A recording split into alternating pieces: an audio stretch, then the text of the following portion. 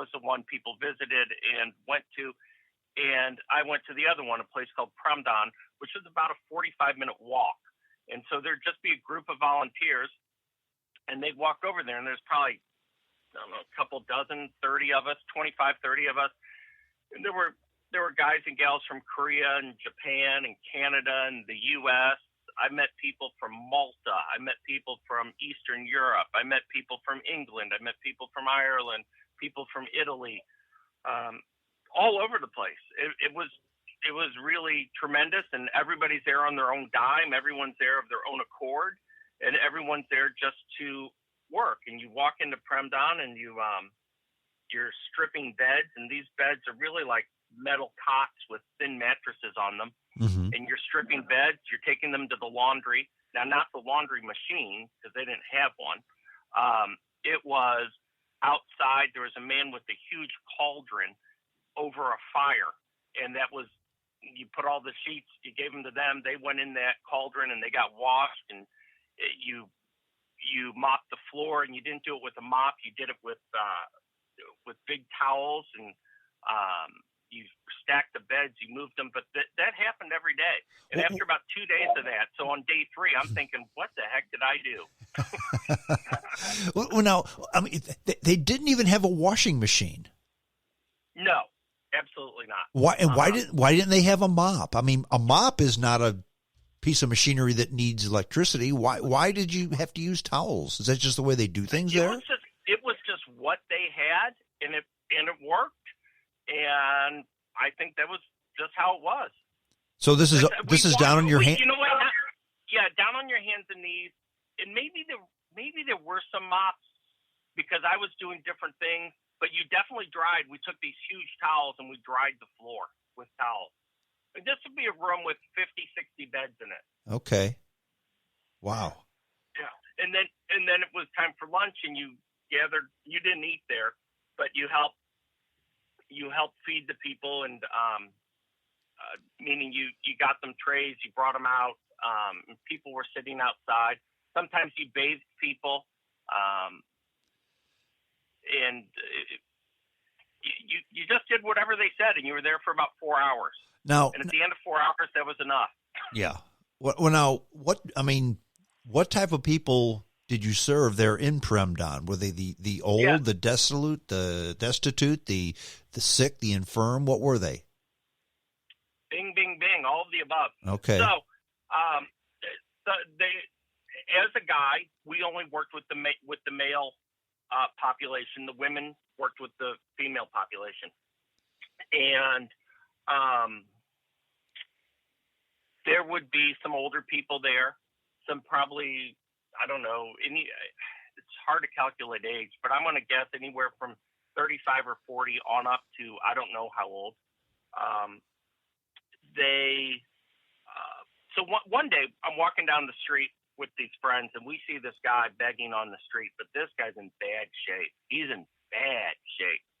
So how so? We went. He looked like death. I mean, he wasn't like standing up and begging. He's laying down on the street, wearing only the lungi, which is the traditional garb, which is like a sheet wrapped around yourself. Picture yourself leaving the shower with a towel wrapped around your waist. Mm-hmm. It's like that, but it's not a towel. It's just regular fabric. Okay. So it's traditional wear in that part of India, and that's all he's wearing, and he just looked horrible. So we took him in a taxi. We took him to Premdan, and we bathed him. I mean, I'm washing this guy for 20, 30 minutes, and the black is still just coming off, you know, because he'd been living on the streets a long time. There was another guy there who had just come in, and he had maggots in his scalp that had eaten him, and they had to get picked out. There was no telling who was there. Some of them had obvious mental problems, and you just knew from looking at them. They were just the same way you would look at someone here, and you're like, oh, you know, maybe you have Down syndrome, or you have some sort of incapacity. But then it was interesting. There was a guy there we called John, and he was Chinese. Mm-hmm. And he had been living there a long time, and I knew that because I knew volunteers that had been coming. There were some people that would come every year, every couple of years for a week or two, and they knew him. And he was interesting because, traditional Indian, you eat with your hand when you eat.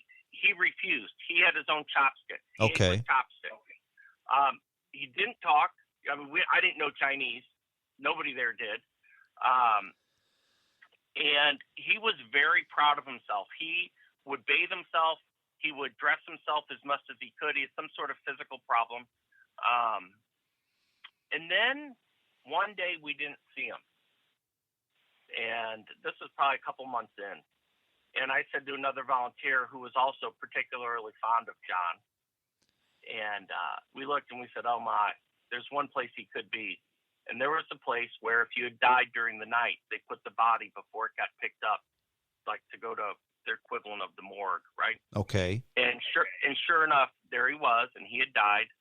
But he was so graceful and so peaceful, just like he was demanding to use his chopsticks and everything. Some people die and their bodies are all like you can tell like they're trying to fight, or they're just, John had his arms crossed across himself and he had died. That was it. And it was beautiful and it was graceful. So there was anybody there, but these were all people that had fallen on extraordinarily tough times. The lowest end of the beggar, the lowest end of the street person, the person who just couldn't do it anymore. That's who was there.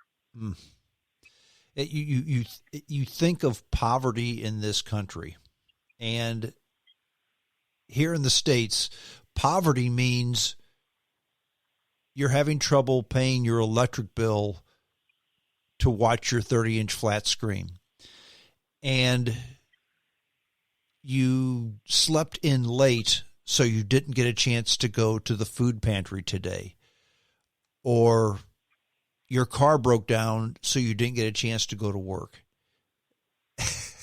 A little bit different in places like India.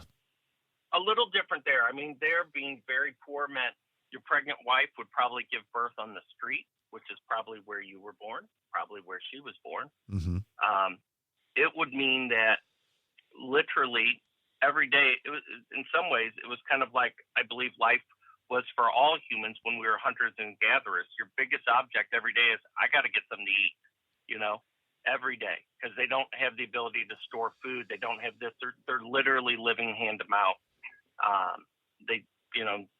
And that's part of it.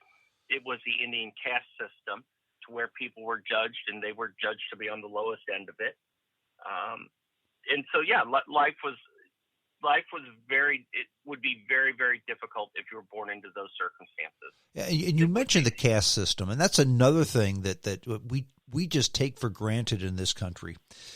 If you're born dirt poor in this country, you can still get an education, get a job, and become somebody. If you're born an untouchable in India, you're not going anywhere. That's absolutely true. And people here might look at it and be cynical and go, well, what kind of an education? I'm in this terrible school district, this and this. Stop. You're going to get the opportunity to learn to read, write, do addition, this and this. Is it as good as other schools? No. Have people had that education or worse and become financially successful? Of course they have. Of course they have. Yeah. Just the level of poverty, the level of, what's the word I want to use? The term Gini coefficient comes to mind, but the income inequity, I guess I would say. Yeah. We have it here, but it's nothing like over there. It's nothing like over there, and the difference again in America is the opportunity, and a lot of those people truly they don't have it. They don't have it because the society doesn't exist. Well, and I've always thought to myself, how can the Indian government allow these people to live this way? Yeah. Well, I think it's challenging. Part of it is, they're fighting a 1,000-year-old culture, mm-hmm. right? Mm-hmm. Second thing is, they've got a country a third the size of the United States, okay? That includes mountain ranges, deserts, poorest, et cetera, and they have over almost 3.5 times the population we do.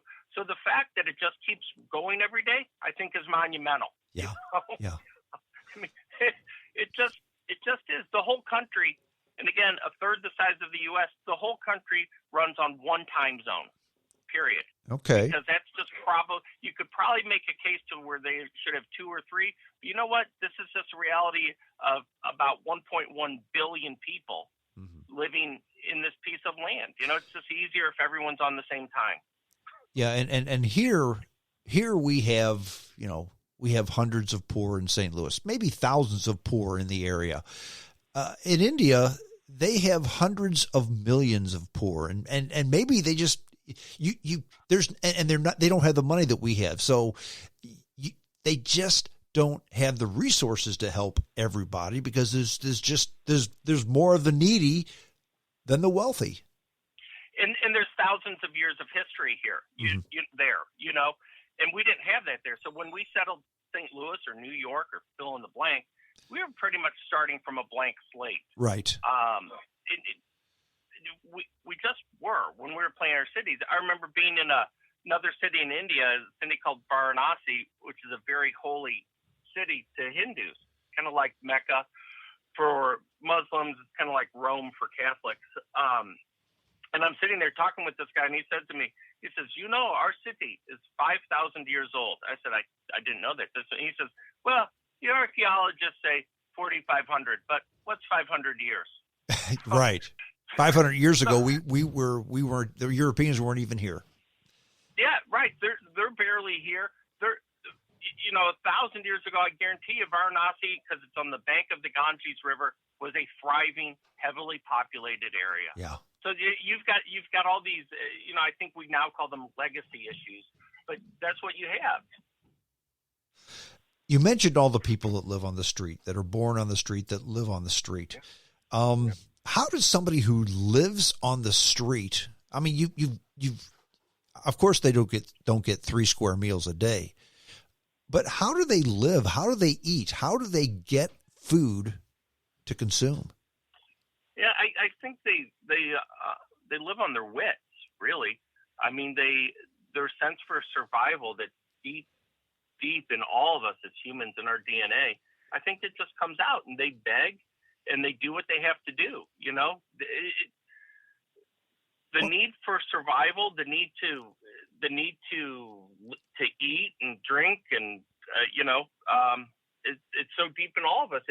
It comes out. We can't imagine it because it's so far from our reality. Well, what about the children, the street kids? I mean, how would they eat? Beg. People would buy sometimes. So one time, you could buy them food. I was reluctant to give money. I was never reluctant to give food. So one day I'm on the street in Calcutta, and there's street vendors, which is one thing. If you've been to developing world strong, you know this. There are street vendors everywhere. And it's great. I actually find it invigorating. I really, really like it. And there was this guy there with like a wok, right? And he was selling what they called egg rolls. Not what we think of ordering at a Chinese restaurant, more like a small omelet. Feed 2 eggs, put some veggies in it, cook it up, roll it up is an egg roll, okay? Okay. And I was buying one, and this kid comes up and pulls on me. And he asked me, would I buy him one? I said, sure. And he eats it in about 2.4 seconds. And he just inhaled it. And then I asked him, do you want another one? And he said, yeah. And I had just cashed a $100 bill earlier that day, which got me, I think, around 4,000 rupees. And I think the price for a Westerner, which would have been higher than the price for an Indian on an egg roll at the time, was about 10 rupees. And I got 4,000 rupees in my pocket. Yeah. And so it's fine. And I bought him one. And then another kid came up. And then another, and another, and another, and another, and another, and another. I probably bought food for, I don't know, 2 dozen, 3 dozen kids. It was awesome. It was invigorating. Were they hungry a few hours later? Were they hungry the next day? Of course they were. They're humans. Could I buy them lunch every day? I couldn't, but I could feed them that day. And that was a big lesson that I learned.